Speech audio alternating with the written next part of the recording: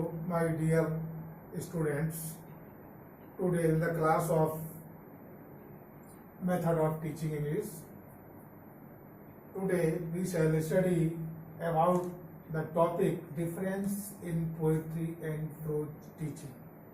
इसके पहले वीडियोस में हमने आपको स्टेप्स ऑफ टीचिंग यानी लेसन प्लान की सारी स्टेप्स हमने आपको डिटेल में स्टडी कराए थे वीडियो के माध्यम से।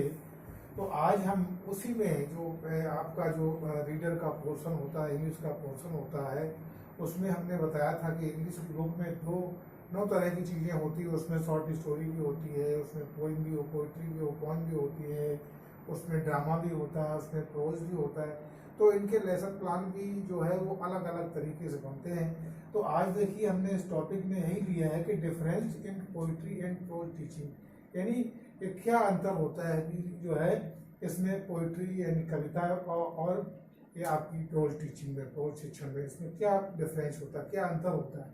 तो देखिए सबसे पहले पोइट्री टीचिंग और इधर हमारा है प्रोज टीचिंग। तो देखिए the aim of poetry is appreciation of beauty, ठीक है ना। तो देखिए the aim of poetry, poetry का उद्देश्य क्या होता है।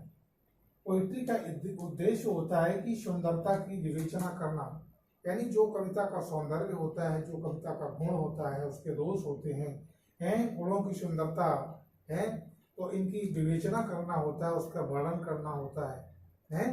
और इसमें क्या होता है, the prose is taught for language training. इसमें प्रोज टीचिंग में प्रोज को पढ़ाया जाता है कि फॉर लैंग्वेज ट्रेनिंग, इसमें जो है कि भाषा का शिक्षण, भाषा का प्रशिक्षण दिया जाता है। लैंग्वेज पे कमांड होना चाहिए, तो लैंग्वेज की ट्रेनिंग इसमें दी जाती है प्रोज में। और इसमें है कविता की सुंदरता का के गुण दोषों का वर्णन होता है, उसमें विवेचना होती है, ठीक है ना। तो आगे देखिए दूसरा पॉइंट, ये तो हमारा पहला पॉइंट था। अब देखिए इसी में आगे सेकेंड पॉइंट है, the expression and explanation part would kill the aesthetic sense of poetry।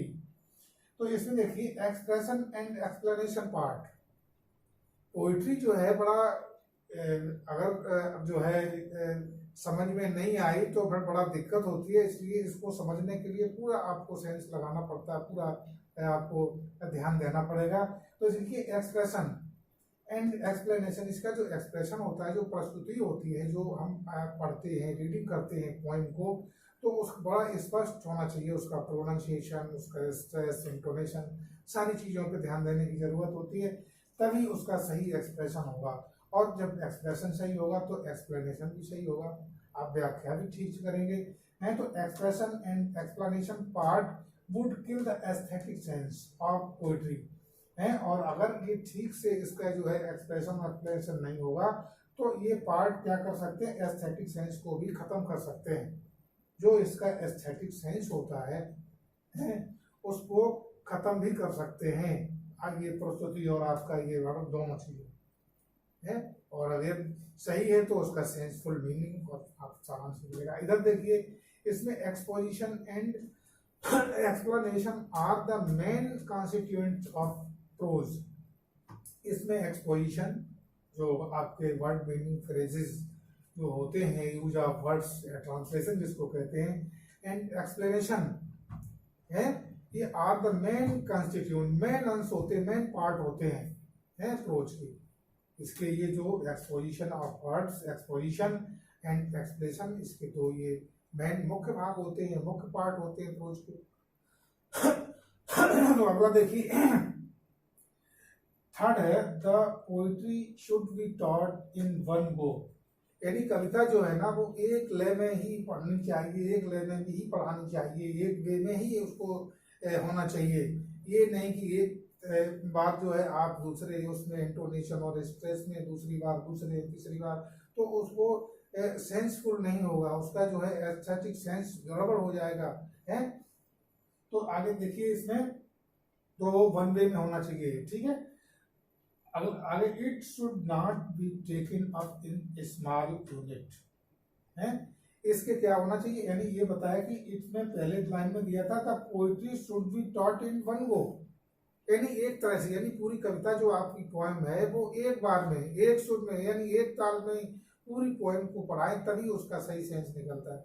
लिखा it should not be taken up in small unit, इसको टुकड़ों में नहीं करना चाहिए। टुकड़ों में आपने 2 लाइन पढ़ी, फिर 2 लाइन, फिर 1 लाइन, इस तरह से उसका एस्थेटिक सेंस, उसकी सारी चीजें गड़बड़ हो जाएंगी। आप जो है उसके निष्कर्ष तक, एक्सप्लेनेशन तक नहीं पहुंच पाएंगे, हैं, उसका सही अर्थ नहीं निकल पाएगा।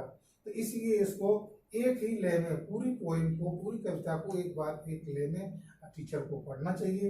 उसके बाद इसके टुकड़े टुकड़े नहीं करके नहीं पढ़नी चाहिए, ठीक है ना।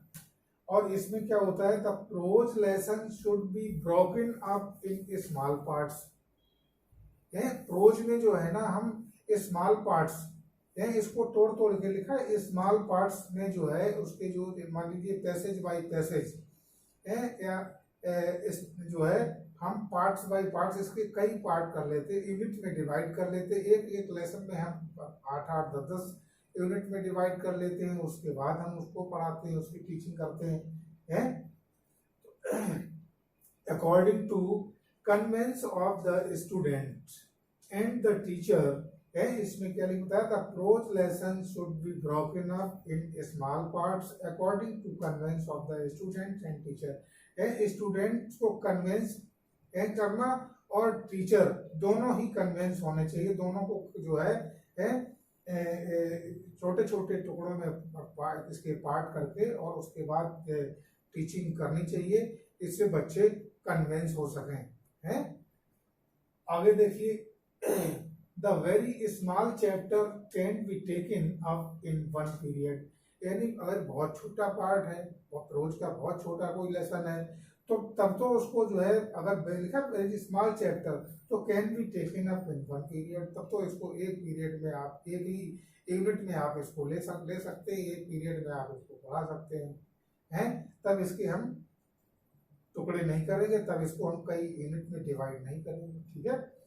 अगला पॉइंट इसी में हमारा है, model reading on the part of the teacher and the student is very important for teaching poetry. देखिए, model reading on the part of the teacher, ये मॉडल रीडिंग किसका पार्ट होता है, टीचर का। जो हमारी ये मॉडल रीडिंग होती है वो टीचर का भाग होता है। इसमें मॉडल रीडिंग कौन करता है, टीचर करता है। टीचर के द्वारा, पिछले में वीडियो हमने बताया भी था, model reading by the teacher है। तो ये मॉडल रीडिंग जो है, ये आदर्श वाचन, ये टीचर के द्वारा ही होता है, टीचर का पार्ट होता है, टीचर का भाग होता है। And the student is very important for teaching poetry. और टीचिंग पोएट्री में स्टूडेंट जो है वो मुख्य होते हैं, उनके लिए the student is very important है। स्टूडेंट जो है वो यानी बहुत मुख्य होते हैं, के लिए फॉर टीचिंग पोएट्री, कविता शिक्षण के लिए स्टूडेंट्स भी बहुत मुख्य होते हैं। इसमें model reading is not vital for teaching prose है। इसमें जो है प्रोज में model reading is not vital part, ये बहुत बड़ा इसका विटल पार्ट नहीं होता है टीचिंग प्रोज में है। इसमें मॉडल रीडिंग टीचर के द्वारा होती है, इसमें स्टूडेंट्स का कोई रोल नहीं होता है, टीचर के द्वारा की जाती है। उसमें जो भी डिफिकल्ट पार्ट्स आते हैं उनको ड्रिल के माध्यम से, एक्सपोजिशन ऑफ वर्ड्स के माध्यम से हम बता देते हैं। उसमें स्टूडेंट्स का रोल नहीं होता, वो केवल टीचर के द्वारा ही होता है। अगला देखिए, लाउड रीडिंग इज वेरी, अगला loud reading is always advisable. Loud reading जो है वो क्या होता है, एडवाइस मीन्स क्या होता है, सलाह देना। सलाह देना से मतलब यहाँ पर क्या है, उससे सीखना। तो loud reading is always advisable. और इधर साइलेंट रीडिंग इज प्रीफर्ड है। साइलेंट रीडिंग इसमें जो है वो स्टूडेंट्स के लिए, बाय द स्टूडेंट होती है। साइलेंट रीडिंग कौन करता है, मौन वाचन जो है वो स्टूडेंट्स के लिए प्रीफर्ड है। और इधर लाउड रीडिंग है, कोई भी पोइम है, अगर उसको आप जोर से लाउड में नहीं करेंगे तो उसका सेंस समझ में नहीं आएगा। आप धीरे धीरे पढ़ते रहेंगे, वह मौन वाचन करते रहेंगे तो पोइम का कभी सेंस नहीं निकलेगा। और इसमें आप जो है प्रोज में आप जो है मॉडल रीडिंग के बाद आप साइलेंट रीडिंग कर सकते हैं, वो इसके लिए प्रीफर्ड है। अगला आपका पॉइंट है इसी में, assignments are not required for teaching poetry. Teaching poetry में असाइनमेंट जो पार्ट होता है, होमवर्क का पार्ट लिखा, असाइनमेंट जो है आर नॉट रिक्वायर्ड, असाइनमेंट की आवश्यकता नहीं होती है फॉर टीचिंग पोएट्री में। कविता शिक्षण में असाइनमेंट का जो भाग है, असाइनमेंट है, उसकी आवश्यकता नहीं होती है। और इधर assignment of various types are very advisable for teaching prose. और टीचिंग प्रोज के लिए, टीचिंग प्रोज में जो असाइनमेंट है वो इसका जो है वेरी टाइप, यानी बहुत इसके टाइप्स हैं, कई प्रकार से इसमें जो है वो दिया जाता है। इसमें तो केवल एक्सप्लेनेशन आप जो है कर सकते हैं, इसमें जो है कई टाइप उसके क्वेश्चन आंसर भी होते हैं, वर्ड मीनिंग्स होते हैं और सब। तो assignment of various types are very advisable for teaching prose, और इसमें assignment are not required for teaching poetry. तो इस प्रकार से इनमें दोनों में ये डिफरेंस बताए, क्योंकि आप लोग जो है जब लेसन प्लान बनाते हैं तो इसका सेंस ये नहीं समझते हैं कि इसमें क्या लिखना चाहिए हमें और इसमें क्या लिखना चाहिए है। तो पोएट्री और प्रोज में एक ही तरह की चीजें मिक्स कर देते हैं तो उसमें गड़बड़ हो जाता है और आप ठीक से क्लास में टीचिंग नहीं कर पाते हैं। तो ये मतलब होता है टीचिंग पोएट्री का और इधर प्रोज टीचिंग दोनों, ठीक है ना। तो थैंक यू, आज की वीडियो में इतना ही।